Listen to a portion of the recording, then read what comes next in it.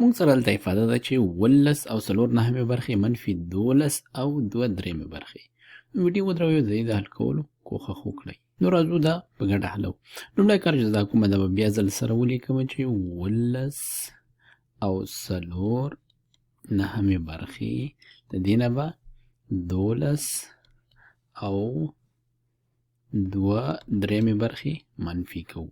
پام مو وي چې دا ځل دا منفي کوو مونږه. نو اول راځو مونږ دغه کسري برخې منفي کول ته. دلته مونږ ګورو چې دوی دواړو مخرجونه یو بل سره مساوي نه دي. دې لپاره دا یو بل نه منفي کوو. د دې لپاره مونږ باید دواړو ته مشترک مخرج پیدا کړو. او د دواړو لپاره ښه مشترک مخرج څه شی دی؟ هغه د دې دواړو مخرجونو تر ټولو کوچنی مشترک مضرب دی. نو مونږ راځو مضرب پیدا کول لپاره دغه 9 عدد ګورو. نو دلته مونږ 9 لیکو. ګورو چې 9 په 3 باندې د ویش وړتیا لري که نه؟ بلکل 9 په 3 باندې پوره ویشل کیږي. نو مونږ وایو چې دا 9 د دې او د دې دواړو لپاره مشترک مخرج دی. که چیرې دا په دې باندې پوره نه ویشل کېدی بیا به مونږ 18 ته تلو. که هغه هم نه کېدی بیا مونږ 20 ته تلو. همداسې تلو تر څو چې داسې عدد په لاس راغلی وی چې هغه په دواړو باندې ویشل کیږي. دلته اړتیا ورته نشته نو مونږ همدغه 9 راخلو. اوس راځو مونږ دغه دواړه کسرونه د 9 برخو په شکل باندې لیکو. دا به مساوي شي 18 او دا تیار د 9 په شکل دی 4/9. دا کسر به ولیکو چې 12 او 1/9. نو 3 نه چې 9 ته لاړو دا هم په 3 کې ضرب کړو. نو د دې به صورت هم مونږ اوس په 3 کې ضربو.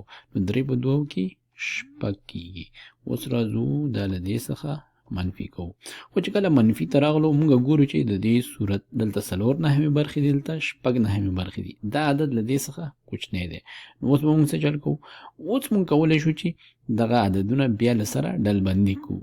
زه اوس راځم له دې څخه یو پوره عدد راخلم. دلته به پاتې شي 14. زه راځم دغه 18 څخه یو عدد راخلم. دلته به پاتې کېږي 14 او هغه یو عدد راخلم او دې سره جمع کوم.